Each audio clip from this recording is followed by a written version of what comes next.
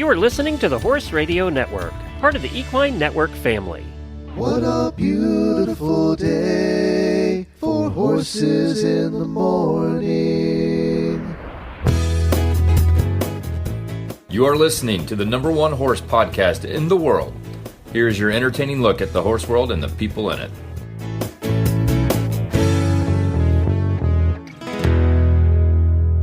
This is Ashley Winch in Albuquerque, New Mexico. And I'm Kat Gunther from White Lake, Michigan. Good morning, Horse World. You're listening to the Quarter Horse Podcast, where we explore the versatility of the world's most popular breed of horse, the American Quarter Horse. I am so excited for today's show, covering our favorite breed, obviously the Quarter Horse, and probably my favorite discipline, if we're being honest, eventing, because it has everything in it. Like my ADD brain, it just keeps you involved because there's always something else happening. Yeah. Show jumping, cross country, dressage, a true test of versatility, which is exactly why quarter horses excel. Tell me about your experience with eventing, Kat. I'm an admirer, I would say. I went to Rolex when I was maybe 10, 11 with my family, and it was really cool to see. I was just getting into horses, really, and it was amazing. I could never do it. I am a chicken, but I can appreciate it. How about you, Ashley? Have you done any of it? I have, yeah. So I actually went through training level eventing, which is about 3-3 jumps with my quarter horse Boo, who I shared with my mom, and we'll hit on a story about that later in the show. I did it when I was a teenager and I had no fear. Would I do it today? No, probably not. Probably not. I've always had fear. Those fences don't fall. Cross-country fences do not fall. So if you or your horse stumble, that's a big mistake to make. And it is the biggest thrill, but I'm too scared now. I'm old and I don't bounce. I splat. And it's just, it's not cute. Splatting, it's not the vibe. Well, I think that's why I got so nervous about it when I was a kid, because we saw people fall off at Rolex. I mean, those jumps are in the cross country, not in the dressage or show jump. But in the cross country, I remember there was a flower box and somebody's horse tripped or something because they're going so fast and tripped and then refused in a way. And then the person got caught in the reins and went over their head, ambulances out, and core memory. And I never was a jumper in any sense. And that's why Kat stayed in the Western world, folks. Yes. As you will hear later in this episode, I like all my horses' hooves on the ground. I actually had the opportunity to go to #not Rolex because it had sold by the time I went. It was, I think Land Rover bought it. I went to maybe 4 or 5 years ago, and I did this big old girls trip before I moved to Italy. So I took my mom, and the woman who actually bought my Mustang that I did the Extreme Mustang makeover, she went with us. I have a breeder friend out in Paris, Kentucky, and another Mustang gal. And we all went, and it, as far as girls trips go, top tier. Top tier. There's day drinking. There's snacking. There's shopping. Oh, yeah. It sounds like the perfect girls trip. Chef's kiss. But to see those fences in real life, you're not kidding, Kat. It is terrifying. Impressive. So terrifying. impressive. And it's just how athletic the people and the horse have to be. The amount of core strength it takes to stay on when you're going that fast on a moving for that animal long. Shockingly, these cross-country courses start at around 2.5 miles and go up to 4 miles long with between 24 and 36 obstacles. Kat, 36. If I got over 1, I would cry and get off and be happy. Let alone 35 more. I'm exhausted thinking about it. I'm exhausted too. I need a nap. Well, and to think that they do dressage one day, show jumping another day, and then cross country. Correct. Okay. And so you're having to also manage your horse's energy levels throughout these phases, because if you run your horse into the ground on show jumping day. Your horse isn't going to have the stamina for cross country, and a lazy horse isn't going to move as beautifully as a fresh horse on a dressage test, you know? So it's really a balance and just pure athleticism, truly. And just keeping your horse sound. I just think back to when I was showing and not doing nearly any kind of jumping at all. Their feet were on the ground, but keeping them sound for a long show like that is just, wow. It's very impressive. Kat, I think we found your next tattoo. What is that? 4 feet on the ground. Like, or we just put it on your foot on the ground. I like that. On the ground. I've always wanted to get like a horseshoe. Have you ever seen the horseshoes going up the foot? Yes. I love that. I think next time we get together in real life, let's go get matching tattoos. Let's do it. I'm addicted. I'm at like 10 now, so I'm just down to get more. Ooh, I have 3 or 4. Let's do it. I love it. And we're going to expense it. Glenn, you can pay for it. Thanks. There we go. This relates to quarter horses. I have my show horse tattooed on the back of my arm. Oh, that's so sweet. I have a horse tattooed on my hip that I got when I was underage in Greece, but don't tell anybody. That's awesome. That is so cool. I was a naughty girl. Wow. Anyway, let's get to our first guest. Yes. So today we are going to be talking to Auditor Megan and Prelim eventer Ronnie. So let's give them a warm welcome and learn more about eventing. Our first guest today is Auditor Megan Lapkoff. Welcome, Megan. We're very excited to have you. Yeah, I'm super excited to be here. Thanks for having me. It's our pleasure. Yeah, I'm excited to learn about your involvement with quarter horses and eventing. How did you get into that? How did I get into quarter horses or how did I get into eventing? Because those are two separate stories. Okay, let's start with quarter horses and work our way to eventing and then how you merge them. Perfect.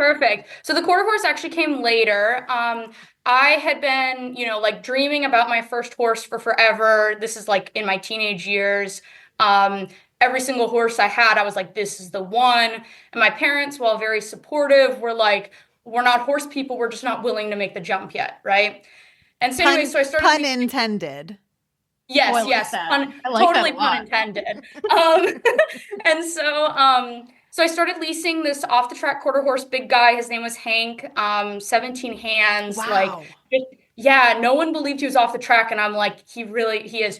He had a tattoo, Yeah. So I started leasing him and eventing him. And after a year of leasing him, the lady who owned him was like, hey, I'm looking to sell him. Do you guys want him? And he was my first horse. So yeah. So they have a special place in my heart. And what was his name? Hank. And his registered name was Driving Miss Sadie. Oh, how cute I is love that? Yeah. So that's how I got into quarter horses. And then eventing is much, much younger. Kind of a funny story. When I was in like first or second grade, we had to do a project where we researched somebody in the, a sport or person that we like looked up to, et cetera, right? And so I knew nothing about eventing, wanted to do a horse person though. And the only book that they had in my library was about Mary King. And so I researched her and did this whole project and I was like, I'm going to event. And so that's kind of the two separate stories of how I started eventing and then how I got into the quarter horses. That's so amazing. Then did you start showing Hank in eventing or is...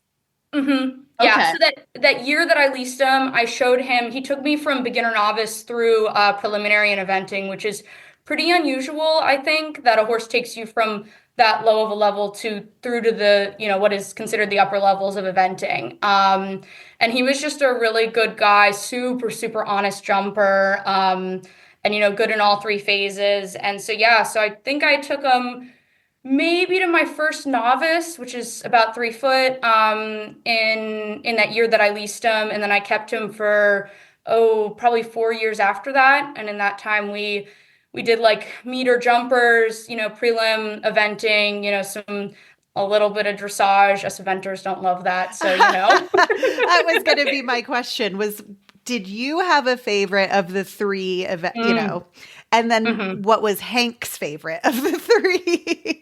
Yeah. So, my favorite was definitely cross country. Sure. And I think his was too. I mean, he was just so reliable. Like I remember cross-country schooling where my trainer I worked with at the time was like, all right, I'm going to have you go jump this chicaner, log over a ditch. Kind of a scary fence. And she was like, is at like 3-3, so training level, And she's like, now just really make sure that he sees that there's a ditch underneath it. So don't come just blazing up to it. Well, me being a teenager, I just come around the corner in this field and I'm just kicking and, have my eyes up, super, super happy to be, out there doing it. He takes this huge long spot, doesn't even look at the ditch, and she's like, that's not at all what I wanted you to do, I have anxiety just hearing about it. I don't know how you did it. I love this country. I think it's so cool to watch, but you are so brave. He gave me a lot of bravery. He was so cool and so honest that it made me, every time I went out on cross country and left the start box, that he was going to try his hardest to get us through the finish flags. So did you guys have any, close calls or falls on course or schooling? Well, so I only fell off of him once. Wow. Yeah. It's kind of a funny story. So in that time when I was, I think I was 16 or so, when I was leasing him and transitioning to maybe purchasing him, my non-horsey parents, I was like, hey, why don't you come out and see him? Great idea, right? And so I'm like, Kat's like, where is the story going? I have a feeling I know where this is going because it's always when you want somebody to be like, wow, that's so cool. That your horse is so great. Something happens. Yeah, exactly. So anyway, so he had like a month or two of like pretty light work because it was in the winter, of course, kind of the off season. And so I decide that I'm going to jump him for his first jump school back with my parents coming to watch this horse, because I want to show off, like, look how good he jumps. Yeah. Not that they know anything or care, But I had in my brain that I needed to do this. And so so I'm jumping him. And this is, like I said, early in our partnership, so I didn't know him as well. And he could get really hot, right? And so I'm jumping him and he's getting kind of hotter and hotter and hotter. And I'm like not skilled enough to realize kind of where this is spiraling to. Mm-hmm. So anyways, we jump a jump, come around the corner. And then I thought we were going to continue left going into the arena. And he spins right, dumps me in the dirt and goes galloping out to his buddies. I roll on the floor basically to my dad's feet and look up at him. And he goes, does this happen often? This happen every day. Yes, and Dad. I went, no, it's never happened before, but I'd really like for you to buy me this horse.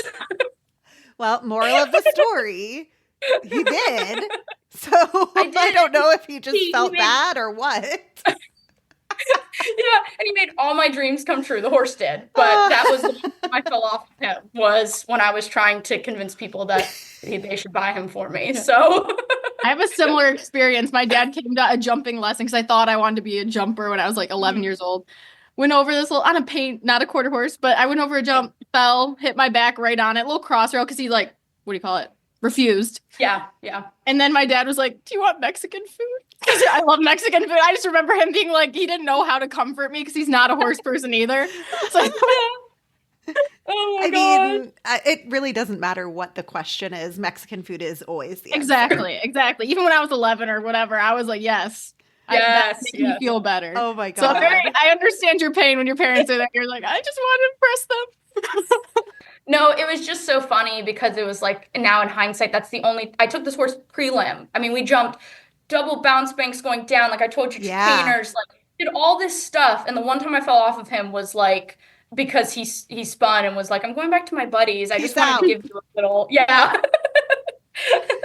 Working with your quarter horse, working him up through the levels, what do you think about the breed made him so, let's say, malleable to really showcase himself as an eventer? Because in my experience, I evented on a quarter horse as well, only up to training, but you don't see a ton.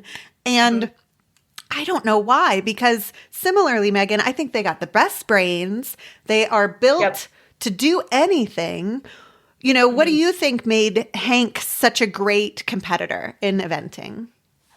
Yeah, so I've evented 2 off the track quarter horses, and then I've had 1 quarter pony cross. And the off the track quarter horses, I think, are like what we should be eventing in a way, because they have the endurance from the racing lines, right? They have the brain of the quarter horse, like what you're talking about, where they're so trainable and so malleable. And it's like both of the off the track quarter horses that I've had have just been like, what do you want me to do? How can I do it better for you? Like just trying to figure it out. And then like, I don't know, like like I said, this is more the racing lines maybe, but I just think and I guess I should say the non-racing lines are still athletic, but when you're looking for an English jumper and an eventer potentially, they're built very similarly to, the thoroughbreds and just have that athleticism to be able to do that sport, I think. So you guys both have experience with some eventing. I have none. So if you could explain to me and for other listeners who might not know, how does it progress? Like, what are the levels and what does it mean? Like when you're doing cross-country jumping per se. Sure. And Ashley, you can jump in or correct me if anything, that you need to. But anyways, so you have the combination of dressage, show jumping, and cross-country. And so you get those 3 phases put together for a final score. I like to say it's like golf. You want a low score at the end of the day. And the levels progress. Beginner, novice, and training are considered the lower levels. And those are respectively like, I think it's 2-7, 2-11, and then 3-3. And then your upper levels are preliminary, intermediate, and advanced. And preliminary is 3-6. Intermediate, I get a little fuzzy after that because I haven't gone those levels, but they go up roughly by like 3 inches each one. Correct. And as you go, moral of the story is they're too high. That's why we don't. That's why we don't mess with that, Megan. That's why we don't know. They're just too high. We're not doing that. I like when the horse's feet are on the ground. That's what I prefer. Yeah, right. And so with each level, like your cross-country speed gets faster, the questions get more technical. So like at the lower levels, it's meant to be more inviting, whereas at the upper levels, they'll start having, like I was talking about with, like the ditch with a log over it, or like going down a bank, jumping into water, etc. So yeah, that's kind of my broad strokes overview of eventing. It's just amazing to me. I don't know. I'm such a baby. Like, as you can tell, I'm like, if their feet come off the ground, I'm freaking out a little bit. I just respect it so much. It is so cool to just watch. I went to Rolex when I was a kid. I remember standing by the cross-country jumps and being like, those are massive. They're taller than me. Yeah. Yeah. I went to Rolex a couple of years ago, and I was a little bit, like Ashley was saying, like above prelim, I get a little like, because it's like taller and like wider than like me laying out. Like I'm just not interested in that. No, and the older I get, just the less brave I am. I hit 23 and it's all downhill. I swear. I'm not kidding though. Megan, what kind of advice would you have for someone who has a quarter horse? They ride on their own, maybe like just a very normal horse owner, and they were interested in getting into eventing. What kind of advice would you offer them? I think finding a really good trainer who likes to build the horse's confidence, so not rushing through the levels, is important regardless of what breed and what you want to do. Just because I think that, success breeds success saying is kind of applicable through horses generally. Totally. Yeah. But I also think go out and watch. I mean, I think a lot of people have this idea that there's a high barrier to entry, like, beginner novice looks so big. And they're starting to make levels that are like starters 2 foot and intro is like cross rails. So like if beginner novice seems like it's too much for you to jump into, go out, watch an event, and then, work with your trainer, work with your people, and maybe you go enter the intro cross rails and make it a really good experience, even if it's, so easy that you and your horse are like, man, that was a joke. I have to share with you guys a hysterical intro level eventing story. My mom and I shared my quarter horse in high school, and she did that. It was 10 inches were the cross rails and the cross country jumps. Okay, jump is a strong word here. And she loved it. And it was like trail riding more than anything else. And it was so funny because she would get lost on cross country course because it's a very long course, Kat. And I mean, it's easy to get lost if you don't know the flags or where you're going. So she would drop to a walk. And Megan, you'll have to remind me what the folks are that are stationed around the course. Jump judges. So she would drop to a walk and ask the jump judge where she's supposed to be going. And they would tell her, and then she'd pick up a trot and go off on her merry way. I love that. Yeah. That is my speed. That is my level of cross-country jumping. And it's out there. I love it. Uh-huh. Yeah, I thought of that, Kat, you saying earlier that you like for your horse's feet to stay on the ground. With intro, they can stay on the ground. There we go. That's my sweet spot. Yeah. Oh my gosh. Well, Megan, we always ask our guests the same question to round out their interview. Do you have a favorite funny story or a quirk from your quarter horses? It doesn't have to be eventing related, but just a fun, funny little anecdote to share. Yeah. So I have a quarter pony cross who I just kind of do everything with and evented him and all that kind of stuff. He's still in my pasture today. But anyways, a couple years ago, I was out cross country schooling him, right? So we were out practicing cross country and I was with a pretty big group. And so there was pretty good wait time in between, one person goes out and jumps a course and then the next person goes out. And so we're sitting there waiting, right? And it's like the first really nice warm day of spring. And so the horses still kind of have their winter coat. It's really warm. We're just standing there enjoying the sun. And this guy has more personality than his small body can hold. And I always tell everyone that. And so we're standing there and he's kind of getting a little impatient. And all of a sudden he just lays down in the grass. And I'm like, oh my gosh, he's colicking. Or something's gone horribly wrong, right? And this little pony, his name is Popcorn, he lays down in the grass, he just tucks his little knees in and he looks at me like, I just got bored, Mom. And so all these kids that were there were like, what's going on? Is he okay? Like, all this kind of stuff. I'm like, I don't know. So I get him up and he looks at me offended. Like, how dare you make me get up? And I'm talking to the trainer. I'm like, should I still jump him? Should I take him back to the trailer? And she's like, I think he just laid down because he got, bored and was enjoying the sun. Sure enough, jumped the rest of the day, totally fine, went home, pooped, ate his hay, was like 100% okay. But just like the funniest little guy just laid down. I'm done now. Like it's like how cats find, that perfect slice of sun that he was just sometimes I'm the same way. Hits you. Yeah, and you just need a nap. I'm the same way. Like cats and like your pony. I just want to lay in the sun.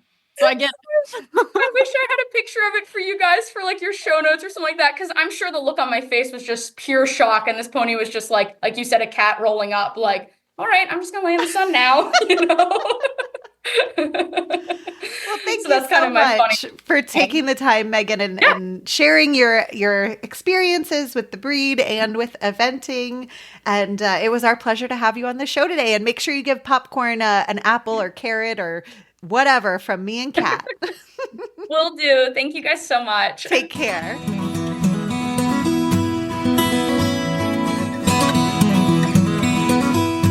And joining us now is Ronnie Hodgkinson, who just let me know the sweetest opening transition to a story I could ever even ask for. Ronnie, tell us about your quarter horse and when you first got him. Yeah, so his name is Willie. He was an ex-reining horse. I actually got him when he was 3. He's now 26. But I got him when I was 9, and I got him as a Christmas present, which was the best Christmas present I've ever gotten.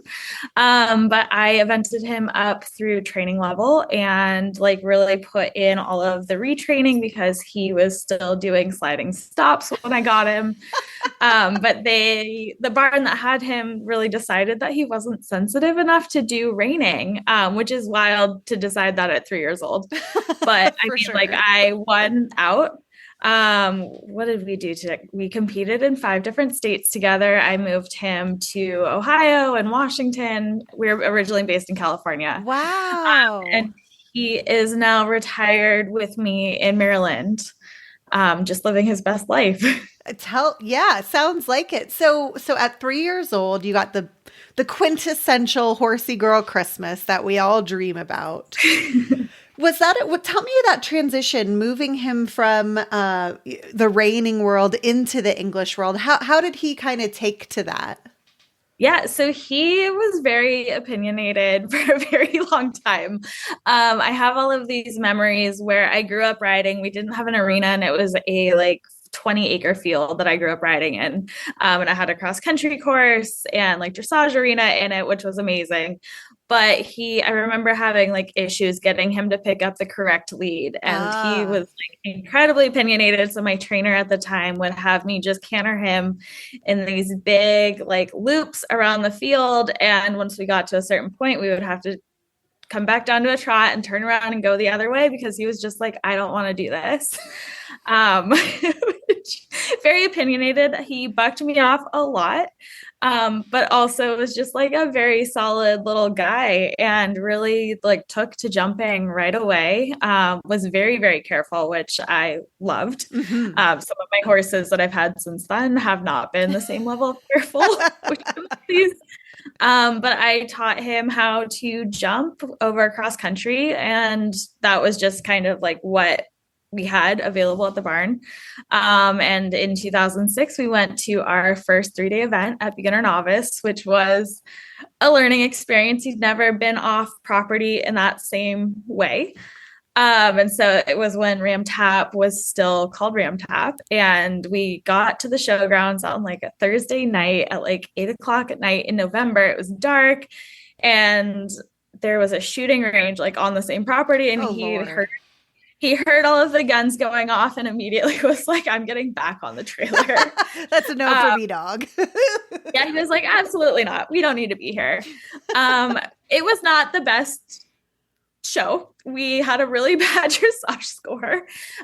We had like a couple stops in show jumping and a couple of rails, but like just getting to go and take him and like finally get to be a part of like the eventing world that I'd wanted for so long was just really amazing. So you mentioned you've had other horses since you started your journey with your quarter horse. I assume those are not quarter horse breeds. Is that correct? No, I have been buying off the track just because my first one, I was in college and he was cheap. And the second one, kind of the same thing. Well, and you know, we have a sister show on the network, Retired Racehorse Radio, and I mean, all of those horses turn out to be such incredible eventers because they have the stamina and the courage. And I've seen some really cool horses come through that way. But how would you say comparatively it is, you know, to event on an off-track thoroughbred versus a quarter horse? What are some differences in your experience between the two breeds?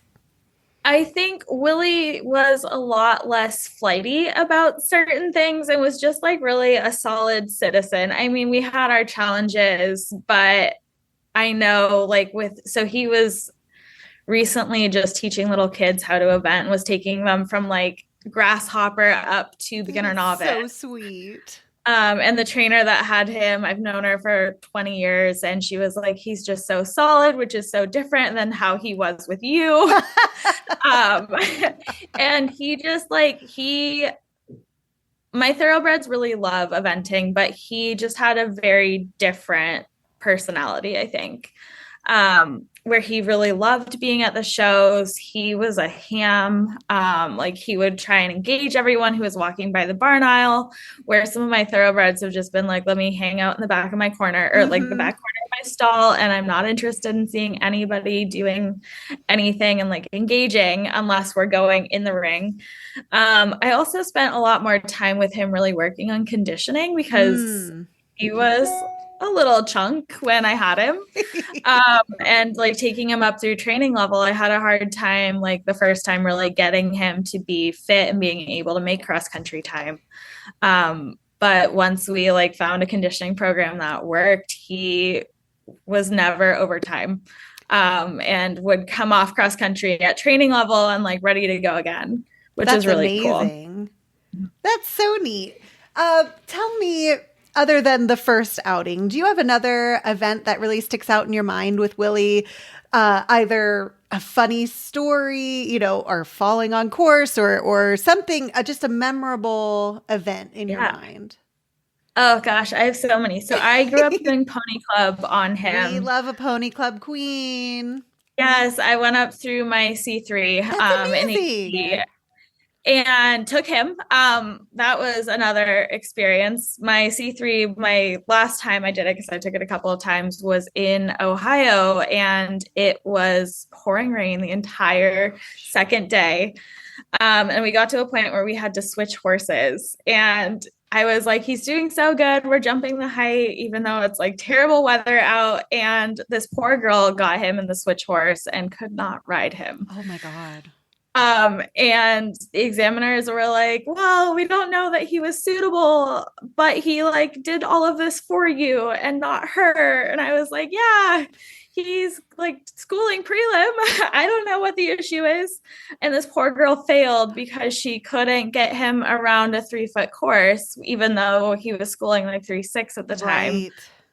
And I felt so bad, but I got back on him because we were done with the switch ride portion, and he came out and just like did the whole course for me at 3.3. And they were like, oh, maybe it wasn't him. But like he's really made people work for like to get what they want with him. Oh my gosh, I have so many stories.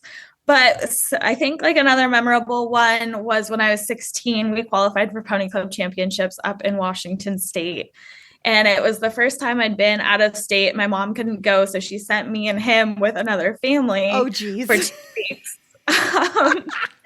And like just having that experience was really cool because it was the first time we got to ride on grass and like doing a completely different course. And he handled it well. We'd gotten past like some of our cross country issues where he was like, oh, you're going to make like, you have to really work to get me over some of these jumps. Our dressage was not great.